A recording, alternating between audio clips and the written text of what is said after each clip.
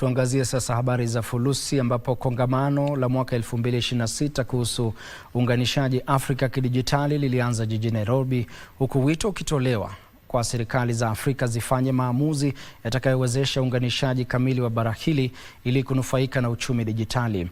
Katibu wa teknolojia ya habari na mawasiliano na uchumi dijitali, Mhandisi John Tanui, alisema uwekezaji katika teknolojia ya akili Ige unaweza kuzalisha zaidi ya dola bilioni 100 zaidi kila mwaka katika uchumi wa Afrika. Taarifa kamili, mtazamaji, ni kwenye mseto wa biashara. Kongamano hilo la siku 4 la uunganishaji Afrika kupitia dijitali linaendelea jijini Nairobi.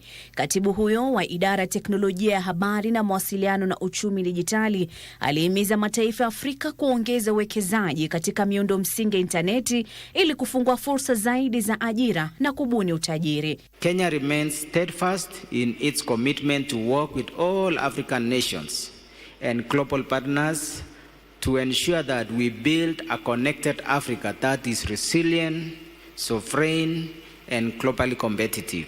Wakati huo, darasa la mafunzo ya masuala dijitali limefunguliwa katika shule ya msingi ya New Mukuru, hatua ambayo inaadhimisha hatua kubwa katika ujumuishaji wa dijitali na elimu.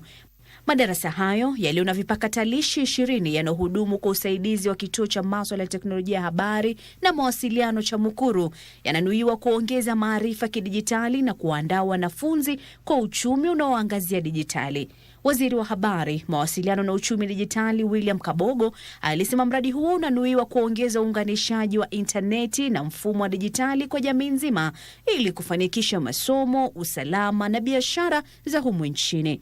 Right now, they're connected by Safaricom through Huawei and partners, and each house will probably be paying now about 800 shillings per month. But once we get government fiber optic into every room, we should be able to bring the cost of that internet to about 300 shillings a month. Hatimaye, meli ya kitalii imetia nanga katika bandari ya Mombasa na kuwaleta watalii 1019 ambao watakuwa katika vituo mbalimbali vya utalii hapa Kenya kwa siku 2. Waliofika kuwakaribisha watalii waliokuwa kwenye meli hiyo walielezea haja kwa serikali kupunguza baadhi ya ada na kodi zinazotozwa watalii, kuimarisha ushindani wa Kenya na kuvutia watalii zaidi.